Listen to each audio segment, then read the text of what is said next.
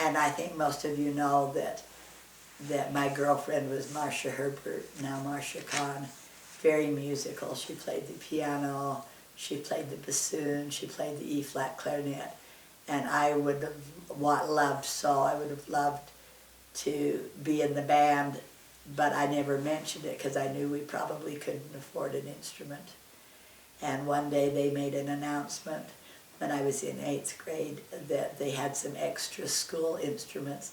The band room was separate, but there was the junior high and then the high school and then a band room, and then there was a field around the band room where the marching band could go outside and practice.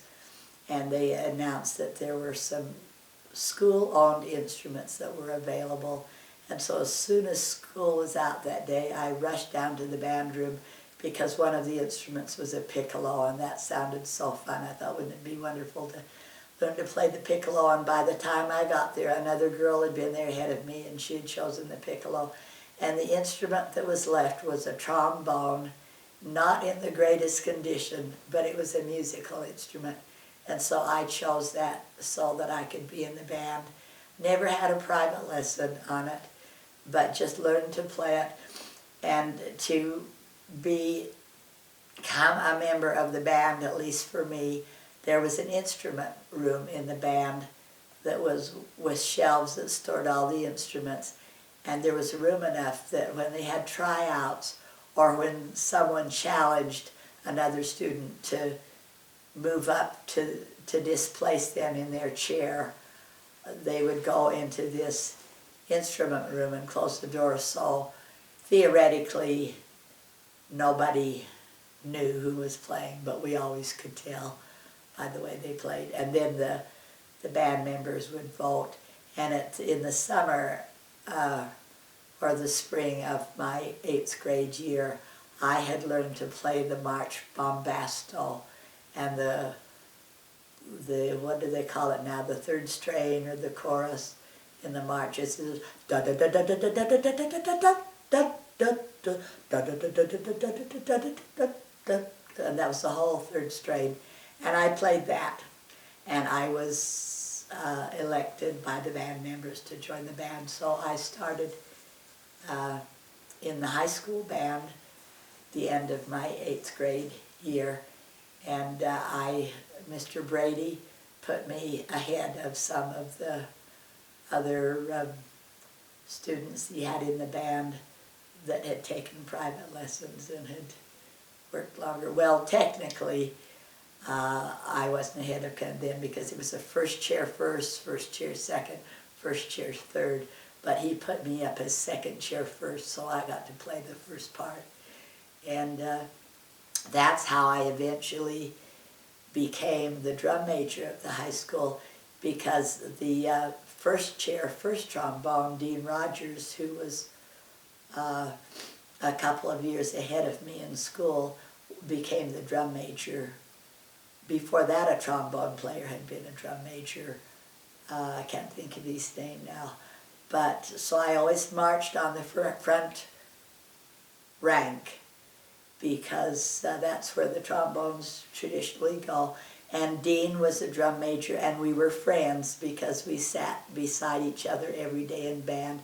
And so when he was out there and the band was at ease, and he would come over and visit with me, we were just good friends. But I was in a position to watch him and what he did, besides being on the front rank, to know how to maneuver and do things.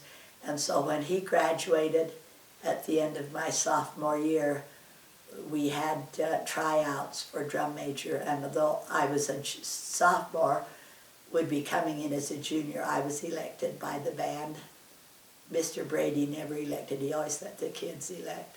We had tryouts, and I knew how to do it almost as well as he did, because I'd watched him for almost 2 years in the band, and I became the drum major my junior, and then I had to try out again my senior year, but I made it again, so I was drum major. And we were a Class B school because of size. Idaho Falls was a Class A school, but we took top honors in in the marching competitions.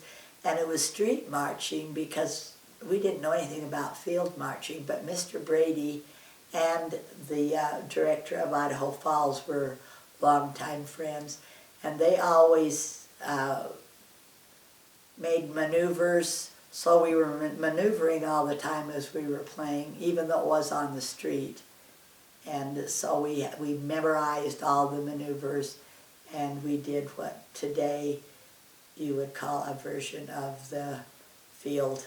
Is that what they call it when they do the field marching? So we had a small band, but a top band, and because Mr. Brady was such a wonderful teacher. And then I was in the pep band, and I played in the orchestra only when they were going to have a performance, and Mr. Brady would move the band members that he wanted to supplement the strings, and we would get excused from our third period class so we could go and rehearse with them. So I played in the orchestra and the band and the pep band all through high school and loved every minute of it. And I was a great basketball fan. We had good basketball teams. But football was not my sport. Even though the boy I dated in high school was the captain of the football team, I didn't like football, and the pep band had to be there to play. So Marcia and I would play when the band played, and then we would just wander around the edges of the football field and do whatever, but we never paid much attention to whether the football team won or lost, which is so interesting because I married a football player. But when I met your father, grandfather, great-grandfather Reed and fell in love with him, I fell in love with football too, because that was his love. And I learned, not just because it was his sport, but I learned to love the game, and I still do today. And that's why we always laugh and say, I'm blue to the core, I'm true blue, because I love BYU. So, have I carried us through high school pretty well?